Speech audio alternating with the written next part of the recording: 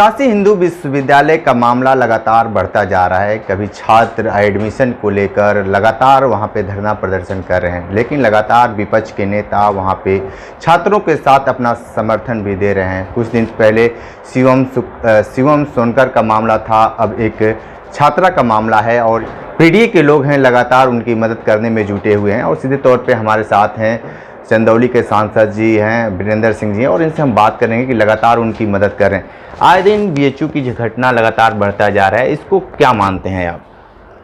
आपको इसी से इसकी गंभीरता को लेना चाहिए कि हम लोगों के जाने के बाद पीएमओ सक्रिय हुआ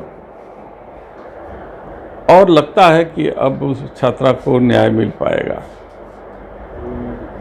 अर्चिता सिंह मेरिटोरियस छात्रा है, लिस्ट में उसका मेरिट सबसे ऊपर था। ईडब्ल्यूएस कोटे में वो खड़ी थी और ईडब्ल्यूएस कोटे में एक व्यक्ति और जो उसका मेरिट कम था वो भी उसी सीट के लिए प्रत्याशी था। वो भारतीय जनता पार्टी का सदस्य था, एबीवीपी का जो है कि सदस्य भी है।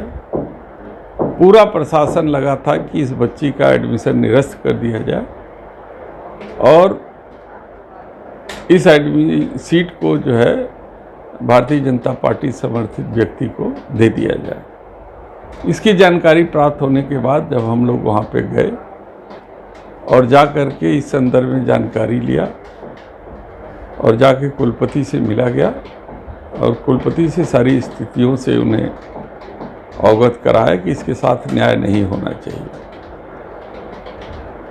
और कुलपति जो प्रभारी हैं उन्होंने आश्वासन दिया है कि हम इसकी जांच कमेटी बना करके इसके साथ न्याय करेंगे।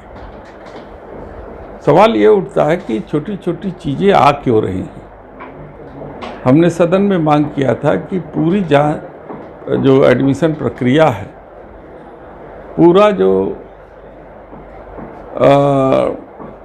नियुक्ति प्रक्रिया है जो विगत 3-4 सालों से हुई है, वो सारी प्रक्रिया की जांच संसदीय समिति से होनी चाहिए, क्योंकि मामला बहुत लंबा है और छात्र और समाज के हित में है। भारतीय जनता पार्टी के शिक्षा मंत्री जो केंद्र सरकार में मंत्री हैं, वो अपना व्यक्ति आरएसएस से जुड़े हुए व्यक्ति को यहाँ पे वाइस चांसलर बना के रखे थे और उनके जरिए बड़े पैमाने पर लूट मार मचाए हुए थे। उसकी भी जांच होनी चाहिए। मैंने इस संदर्भ में भी जो है सदन के अंदर इस बात को भी उठाया था। और अब प्रभारी कुलपति को बैठा करके वो इस बात का इंतजार कर रहे हैं कि कोई ऐसा सुपात्र उनका आरएसएस का साथी मिल जाए कि उसको कुलपति बनाया जाए, जिससे कि उनका काम आसानी से होता रहे। तो इसलिए अगर वो यहाँ कुलपति ठीक ढंग से पूर्णकालिक अगर रहा होता, एग्जीक्यूटिव काउंसिल का गठन हुआ होता, तो ये सब छोटी छोटी समस्या का समाधान यहीं पे हो जाता, परिसर में हो जाता, छात्रों को परेशान न होना पड़ता। हम वहाँ भी गए, अर्चिता सिंह के यहाँ जो धरने पर बैठी थी, मैं वहाँ भी गया जहाँ पर पिछड़े जाति के हमारे छात्र भी आंदोलनरत थे। उनको भी न्याय नहीं मिल पा रहा था, क्योंकि मनमाने तरीके से पिछड़ी जाति के कोटि की सीट को ये लोग ट्रांसफ़र करके अपने चहेतों की भर्ती में उपयोग कर रहे थे।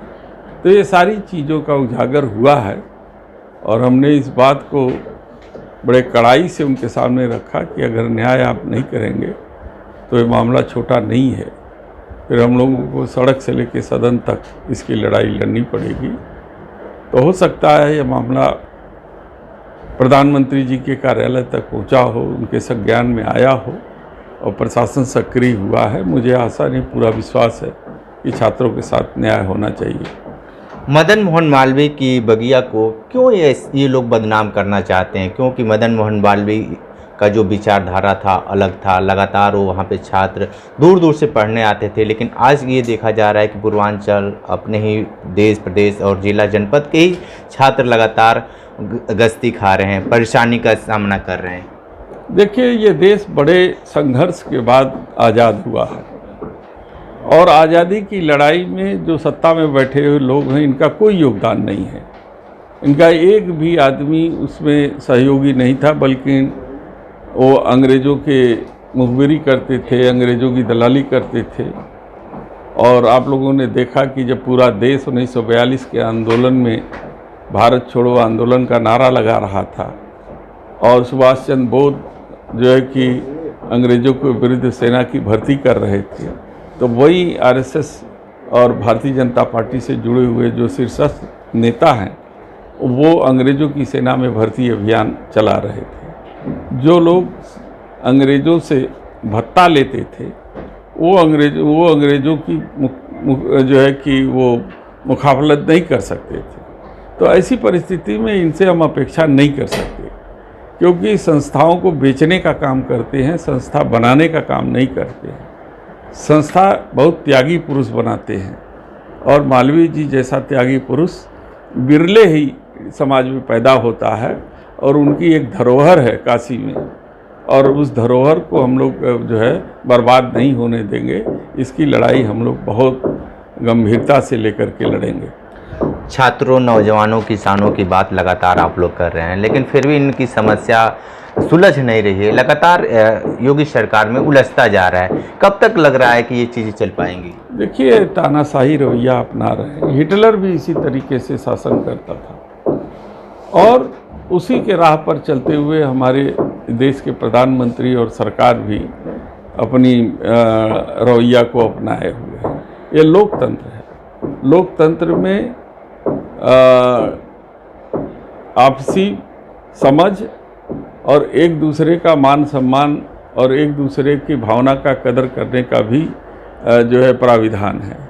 लेकिन ये लोग केवल अपने विचार और अपने आदेश को थोपने का काम करते हैं और एकदम दिशाहीन सरकार हो गई है कि जनता की भलाई इसमें कहीं दिखती नहीं है, केवल कुछ चंद लोगों की भलाई दिखती है और इसी मुद्दे पर वो लोग चल रहे हैं। तो ऐसी परिस्थिति में आप समझ सकते हैं कि देश का भविष्य क्या है, और केवल हेडलाइन बनाने के लिए तरह तरह की घोषणा करते हैं और उसको मीडिया में बना रहना चाहते हैं। बिल्कुल।